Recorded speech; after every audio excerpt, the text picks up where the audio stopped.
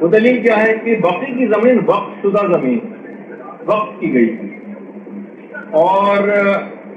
جو وقف شدہ جب زمین ہوتی ہے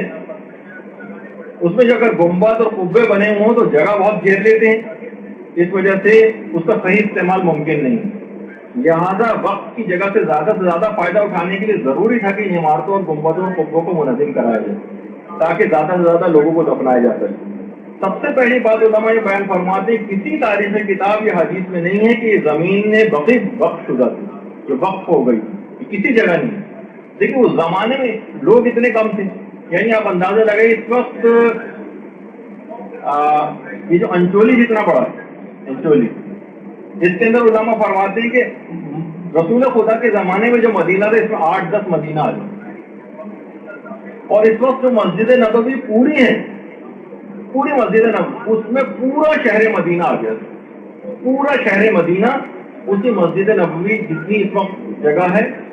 جبکہ بہت سے علماء ایک خاص فقہی مسئلہ اس کا استعمال کرتے ہیں کہ صرف نماز قصر و تمام کا جو اختیار ہے وہ فقط مسجد نبوی کی حد تک ہے، کیونکہ پورا شہر مدینہ تقریباً اس کے اندر آ گیا، کچھ علماء کا نظریہ ہے۔ تو بہرحال اگر یہ اول تو ایک زمانہ اس لیے وافر لینڈ موجود تھی، ایسا نہیں تھا کہ لوگ ہر عام زمینوں کے کس طرح سے مالک تھے، جیسے آج کل کے زمانے میں ریئل ایسٹیٹ کے جو ہے وہ بروکر ہوتے ہیں اور ایجنٹس ہوتے ہیں، اور ایک ایک انچ کی زمین جو ہے وہ کسی نہ کسی کی ملکیت ہے اور خالی زمین کو ہے ہی نہیں، ایسا اس زمانے میں نہیں ہوتا، نہ ہی اس طرح کا کوئی رواج اس زمانے میں تھا کہ قبرستانوں کے لیے لوگ زمینوں کو وقف کریں۔ تو اس زمانے میں ایسی کوئی رسم بھی نہیں تھی وقف وغیرہ کرنے کی قبرستان کی،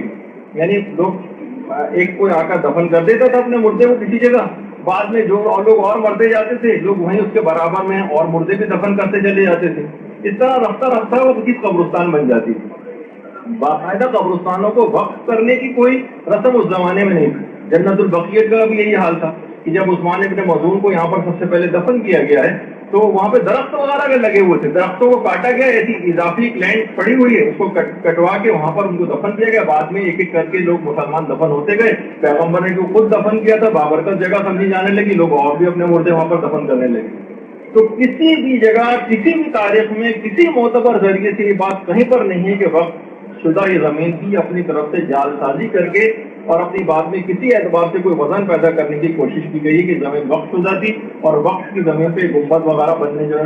صحیح نہیں تھے۔ اچھا اگر وہ بھی دیکھیں آپ کہ اگر کوئی چیز ملتی بھی ہے تو وہ حضرت جہاں پر ہمارے ائمہ بقیع اور یہ جو قبور موجود ہیں، یہ روایت میں البتہ یہ چیز آئی ہے کہ یہ حضرت عقیل ابن ابی طالب کا گھر،